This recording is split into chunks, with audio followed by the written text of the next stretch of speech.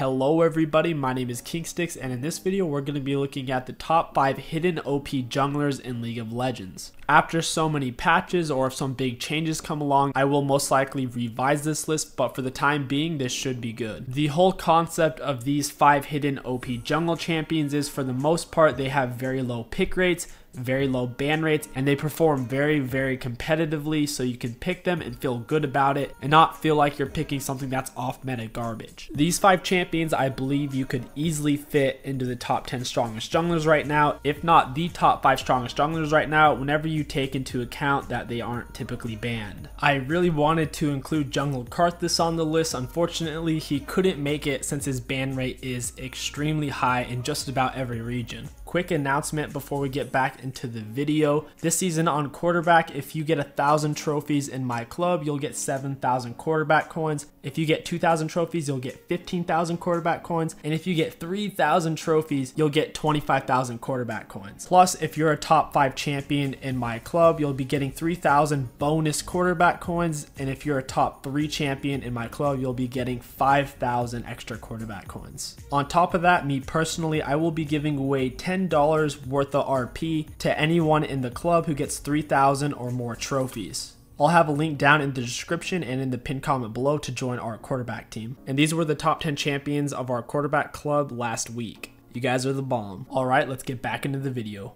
At number 5 on our list, we have Reeksai. She's really not played that much at all. However, her win percent shows that she is a monster to be trifled with. And if you've ever played against a good Reeksai before, especially in the early game, you will know the exact feeling of helplessness, since 90% of junglers can't contest Tron's Scuttle Crabs. And if you do foolishly try to contest it, or if you don't realize she's there, after she closes the distance with her dash and knocks you up, you're pretty much guaranteed dead, since she has high burst with a solid dose of true damage. The recent buff to Hella Blades now gives Reeksai the option to avoid press the attack, especially when she knows her AD carry is taking it. Something also worth mentioning is Reeksai is receiving a very large buff on her ultimate that's going to make it much harder to dodge. You'll no longer be able to dodge it with a short dash or even with a flash. It will need to be over 1,000 units, and flash is only 400 units.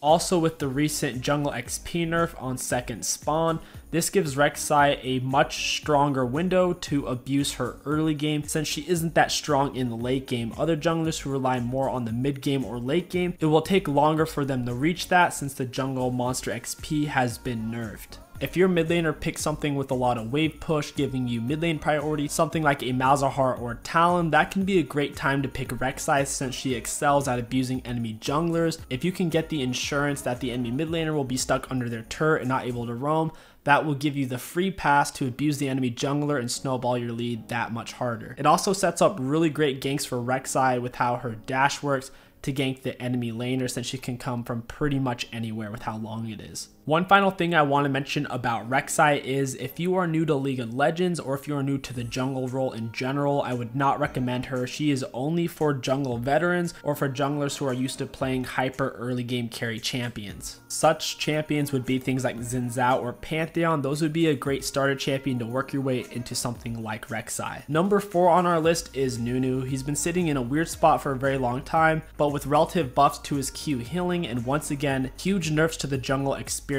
after the first clear, Nunu is quickly rising up the ranks and becoming an amazing niche pick. If your team needs a tank, if your team needs AP, if your team needs a strong cornerstone champion to peel and take objectives, Nunu is a great pick for you. One of my favorite things about Nunu is just how high HP he can stay in the jungle. If you're playing against an aggressive enemy jungler, you'll know just how important this is. If you're low on health, you'll die pretty much instantly, but if you can stay with high health, even if they ambush you, 9 out of 10 times you can get away. And that's the beauty of Nunu's Q, giving him huge healing. And if you're low on health, if you're below 50% HP, the healing is increased by 50%, so if someone's attacking you and you're low, you can either bite them or bite a monster or minion, and you'll get massive amounts of health back. Something also helping out Nunu a lot right now is the fact that tank junglers as a whole are very crap. The 2 best tank junglers besides Nunu are Sejuani and Rammus, and their early games can't really compete with his. Nunu stays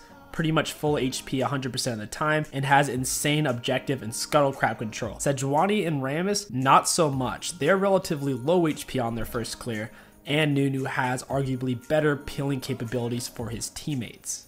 So if you are looking for a strong tank jungler right now who doesn't get picked, doesn't really get banned, I would definitely suggest Nunu. Something to also keep in mind, Nunu is a great pick if you're picking him against an AP enemy team comp. Any enemy team comp that allows you to comfortably build Spirit Visage is great. It turns you into a Q healing machine where your Q will be giving you roughly half of your health back every single time you use it. One final thing I want to mention about Nunu is his snowball mechanic and his E mechanic are both kind of clunky. It is very important that you get a feel for them before you start playing him in a real game, even if it's a normal. I highly recommend you go into the practice tool and just mess around with Nunu for 15-20 minutes, mainly using his W and his E, figuring out how far you can push it and where you should start your snowball to perform a gank in terms of building up the maximum speed while still allowing yourself time to land it. At number 3 on our list, we have Hecarim. This might seem really weird to a lot of you because you might think Hecarim's really shit, but the truth is Hecarim with Predator and Ghost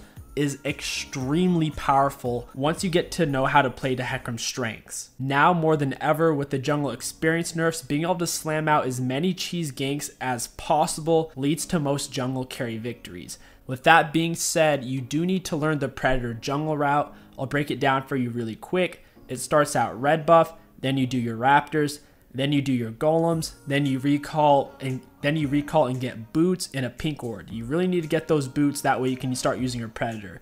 Right after you leave base, you go do a cheese gank, you can do scuttle, work on the rest of your jungle, or potentially invade the enemy jungler depending on what he's doing. That is the basis for any Predator jungle, and you want to try to gank every time your Predator is up because of how much huge damage it supplies. Once again, playing as Hecarim or any Predator jungler, you're not playing for the late game, you are playing for the early mid game, trying to slam out as many cheese ganks as possible, meaning after a successful gank, you need to either be trying to take a turret or taking a dragon or a herald. If you're only playing for kills, you won't ever be able to end your games. At number 2 on our list, we have Ivern. Ivern is extremely powerful right now because of the jungle experience nerfs. By taking away power from junglers in general, support style junglers like Ivern become much stronger because they don't have to worry about playing against a hyper carry enemy jungler.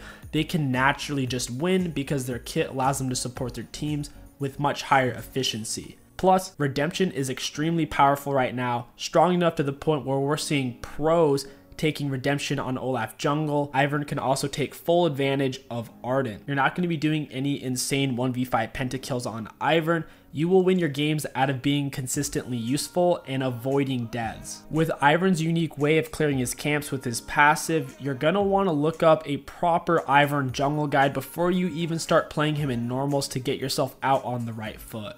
You're going to want to figure out where you should start and in general where you should path towards. If you don't know where to go on Ivern, playing him is going to be an absolute mess. When trying to figure out if Ivern is a good pick for you and your team, try to see if you have any hyper carries. If you have someone like Vayne or Irelia, Ivern will be a great pick. You'll complement them nicely. However, if your team is very low damage with primarily tanks and a support style AD carry, I would highly recommend not picking Ivern because your team will have no way of actually getting a kill. And at number 1 on our list, we have Udyr. I know for sure right now all the Udyr mains that troll around on my Discord are sure excited, but it is true. Udyr is extremely powerful right now. For the most part, Udyr is a early mid-game champion. In the late game, he really does struggle since he doesn't have the best gap closers and he gets shredded apart in team fights. With the massive jungle nerfs on experience, it gives Udyr a much larger window to flex his 1v1 dominance. Even against champions like Reeksai, Udyr can manage to win those 1v1s the majority of the time with his raw powerful base damage. Also mentioning those jungle experience nerfs, Udyr's level 6 isn't that meaningful since he doesn't have a proper ultimate, so junglers being behind on experience in general is a massive buff to him since he doesn't have to worry about 1v1ing a level 6 enemy jungler.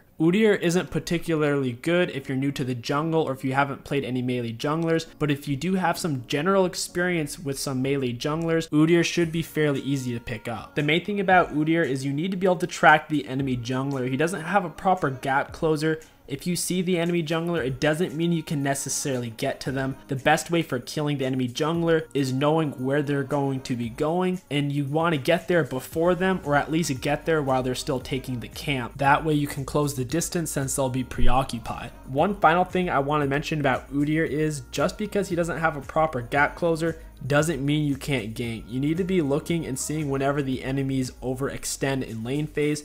Running up behind them in bear stance is effective if they are over pushing, and with Udyr's high damage you will be able to kill them very quickly. And that is going to wrap up this video. Let me know down in the comments below which champion you're most interested in playing. I'm interested to see what you guys have to say. If you enjoyed this video and you want to support the channel, don't forget to like, comment, and subscribe. It really does help out a lot. My name is KingStix. Thank you for watching, and I'll catch you guys next time.